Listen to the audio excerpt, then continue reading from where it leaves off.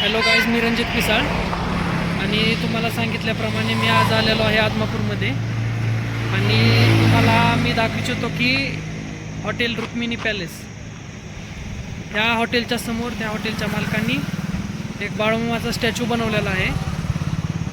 हे बघा, हे बाळूमामाचा स्टॅच्यू त्यांनी बनवलेला आहे. तर मित्रांनो, आपण आदमापूरमध्ये आलेलो आहे आणि हे आहे बाळूमामाचे मंदिर आदमापूरमधील. तुम्ही बघू शकता वरून किती मस्त दिसत आहे.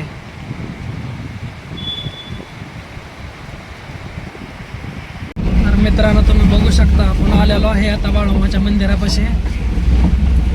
आता आपण चाललेलो आहे गाडी पार्किंग करण्यासाठी. तुम्ही बघू शकता इथं कमान आहे. या कमानीतून आतमध्ये गेलं, कमानीतून आतमध्ये आलं की लेफ्ट साईडला लॉजिंग आहे. जर कोणी आलं असेल मुक्कामी राहण्यासाठी तर इकडल्या साईडला लॉज आहेत. आणि इथून जर लेफ्ट टर्न मारला तर इथं पार्किंग एरिया आहे सगळा. तुम्ही बघू शकता इकडं पार्किंग एरिया आहे. ही सर्व पार्किंग एरिया आहे बाळूमामाच्या मंदिरात आलेल्या माणसांसाठी, लोकांसाठी केलेला हा पार्किंग एरिया आहे सगळा. आपण आपली गाडी इथं पार्किंग केलेली आहे. आता आपण चाललेलो आहे मंदिराकडे. या समोरचे सगळे जे मुक्कामी येतात, ज्यांना लॉज पाहिजे असेल त्यांच्यासाठी हे लॉज आहेत. तुम्ही बघू शकता हे बाळूमामाच्या मंदिराकडे रस्ता जात आहे.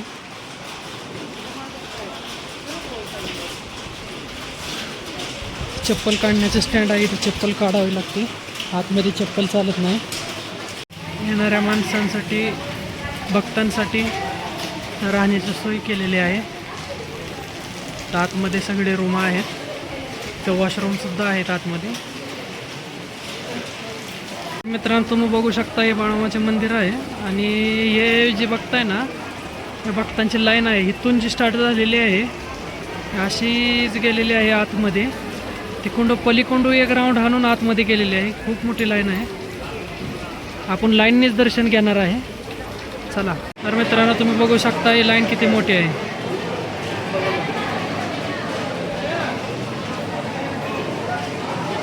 दर्शन सध्या बंद असल्यामुळे लाईन लांब झालेली आहे. नाहीतर आता आमुषा नसल्यामुळे इतकी गर्दी नाही, कमी आहेत. जर तुम्ही आमुषाला आला तरी तो उभा राहायला जागा येत नाही, एवढी मोठी लाईन असती.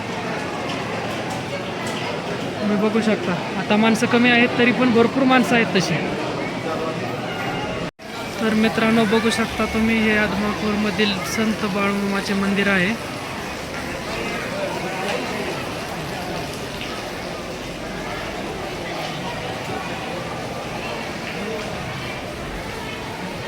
तुम्ही बघू शकता हे इथं आलं की एवढं एकदम प्रसन्न होतं ना, बोलायचंच काम नाही.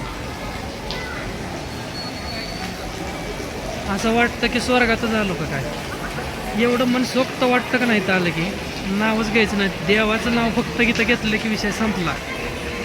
तर हे मित्रांनो, बघू शकता तुम्ही बाळूमामाच्या मंदिरातील परिसर. हे बघा, हे बाळूमामाचे मंदिर आहे. श्री बाळूमामा देवस्थान आदमापूर. तुम्हाला दाखवू इच्छितो की बाळूमामाची मूर्ती.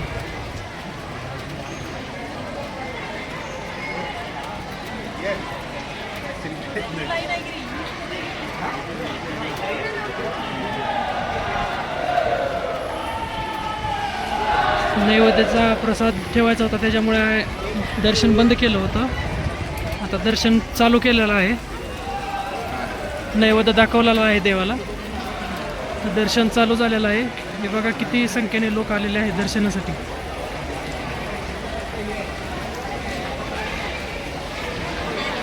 रविवारी तर भरपूर लोक येतात, आज जरा कमी आहेत. आमुषाला आणि रविवारी खूप माणसं येतात आता. तर मित्रांनो, मी रणजित पिसाळ तुमच्यासाठी एक आदमापूरमधला व्हिडिओ घेऊन आलो होतो. तर तुम्ही बघू शकता हे श्री संत बाळूमामाचे मंदिर आहे. तर हे आदमापूरमधलं मंदिर आहे. तर तुम्ही बघू शकता हे खूप प्राचीन मंदिर आहे. तुम्ही या आजूबाजूचा परिसर बघू शकता. एक वृक्ष आहे इथं. तिथं समजलं जातं की इथं जर 1 रुपयाचा पैसा ठोकळा असा जर भंडारा लावून जर चिटकवला तर मनातली इच्छा पूर्ण होते. ते मला पण काय एवढं माहीत नाही, पण लोक म्हणतात प्राचीन काळापासून, त्यामुळं मी पण तसंच म्हणतो. तर आपण बघू शकता हे आजूबाजूचा परिसर. इकडे प्रसादाचा कार्यक्रम होतो. इकडे तुम्ही बघू शकता किती संख्येने लाईन आलेली आहे दर्शनासाठी. तर मित्रांनो तुम्ही बघू शकता मी आता लाईनने दर्शन घेण्यासाठी चाललो आहे आणि मी नारळ, अगरबत्ती आणि भंडारा घेतला आहे बाहेरून. आणि तुम्ही बघू शकता हे पाठीमागे जेवणाची लाईनसाठी चाललेले आहेत लोक. तुम्ही इकडं बघू शकता.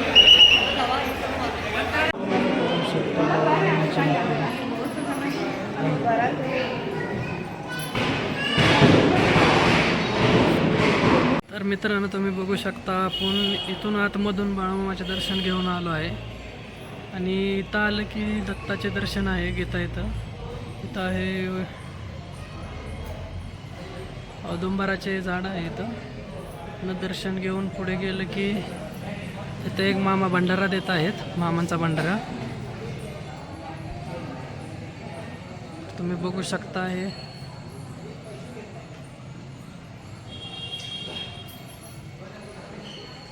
तर मित्रांनो आपलं दर्शन झालेलं आहे. आता आपण जाणार आहे प्रसाद घेण्यासाठी.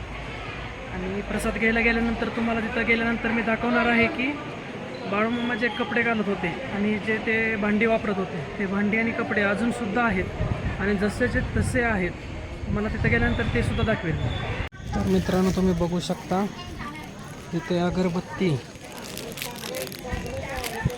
अगरबत्ती, कापूर आणि भंडारा इथं टाकायचा असतो आणि तिथे नारळ फोडण्यासाठी द्यायचा असतो. आता आपण अगरबत्ती पेटवलेली आहे आणि कापूर देखील आपण इथं टाकणार आहे. बघू शकता तुम्ही.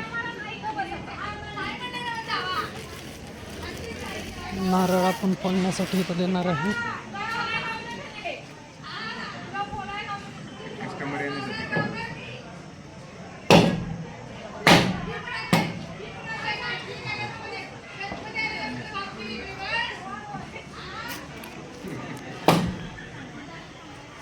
तर मित्रांनो तुम्ही बघू शकता इथं जेवण्यासाठी ताट नेण्यासाठी इथं लोक आलेले आहेत.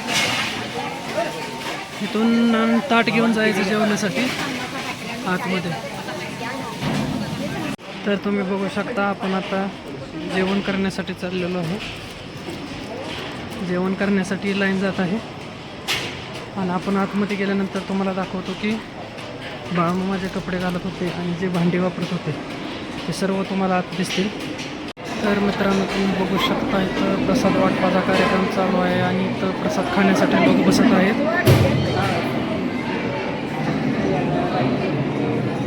मित्रांनो तुम्ही बघू शकता हे आहे बाळूमामाचे कपडे आणि त्यांनी वापरलेली भांडी. तर तुम्ही बघू शकता हे कितीतरी वर्षापासून माणसांनी जपून ठेवलेलं होतं. जपून ठेवलेलं आहे त्यांची धोतर, त्यांचा पायजमा, त्यांची भांडी तुम्ही बघू शकता. तर मित्रांनो प्रसाद घेऊन आलो होतो. आता हे बघा सर्व लोक प्रसाद घेऊन आलेले आहेत. काही लोक अजून प्रसाद घ्यायचे राहिले आहेत. इथे आमुषाला लय गर्दी असते, पण आता सध्या तर कसं आहे आता रविवारी आणि आमुषाला या 2 दिवसात गर्दी जास्त राहते इथं. आता इतर वारी जरा गर्दी कमी राहते.